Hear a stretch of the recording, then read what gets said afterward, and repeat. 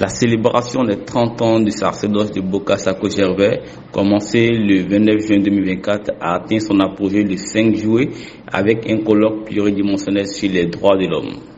Le thème central de ce colloque était l'engagement du citoyen face aux violations des droits de l'homme dans la société, cas du Dr Bokassa Gervais, président fondateur du FIDOP. La cérémonie a débuté par un mot de bienvenue de Mme Bintou Sissé, 5e adjoint au maire, représentant du maire de Cocody. Je voudrais, au nom du maire Jean-Marc Assé et du conseil municipal, vous souhaiter la bienvenue. Bienvenue à Cocody et remercier le docteur Bokassa, président du FIDOP, d'avoir voulu associer le conseil municipal. Merci pour la sympathie. Les divers intervenants ont pris la parole à tous les rôles, abordant les thématiques variées liées aux droits de l'homme. Ils ont aussi souligné l'importance pour chacun de connaître ses droits afin de mieux les protéger. Le professeur Sylvie Etienne Kofi, venu de la France, a notamment parlé de la situation du système terrestre et des dangers auxquels la Terre fait face en raison de certaines violations. Elle a insisté sur l'engagement nécessaire pour préserver notre planète. En fait, là aujourd'hui, c'est dans le cadre de la célébration des 30 ans d'engagement en matière de droits de l'homme. Ça fait quand même depuis 1994 que je suis dans ce domaine-là.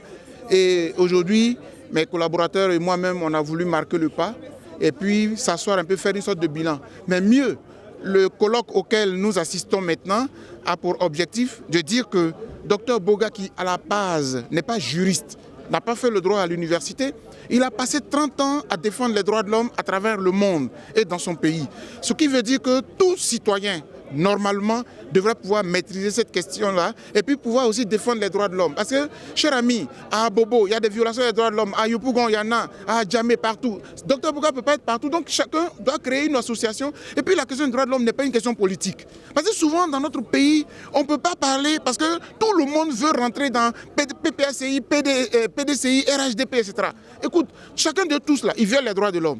Donc, ce sont nos droits personnels. Moi, quel que soit l'amour ou la sympathie que je peux avoir pour un homme politique, un leader politique, les droits que Dieu m'a donnés là, je ne peux pas accepter qu'on puisse les violer à cause d'une élection, parce que quelqu'un veut devenir président ou député. Non. Donc le travail que nous faisons, c'est de sensibiliser et puis d'aiguiser les consciences pour que nous puissions vivre dans un pays où chacun connaît ses droits et ses limites. Pour clôturer le colloque, le docteur Bokassa Gervais a pris la parole, expliquant les raisons de son engagement dans la lutte pour les droits de l'homme.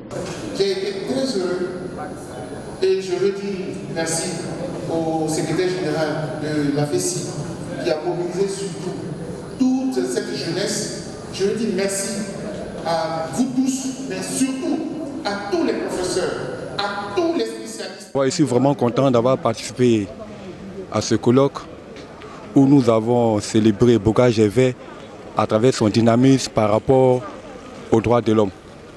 Il faut dire qu'aujourd'hui, j'ai beaucoup appris. J'ai beaucoup appris ce que c'est que les droits de l'homme. Si l'État arrive véritablement à pouvoir respecter les droits de tout un chacun, nous allons pouvoir parvenir à un monde de paix et surtout même à un pays où régnera uniquement que la paix, la joie de vivre.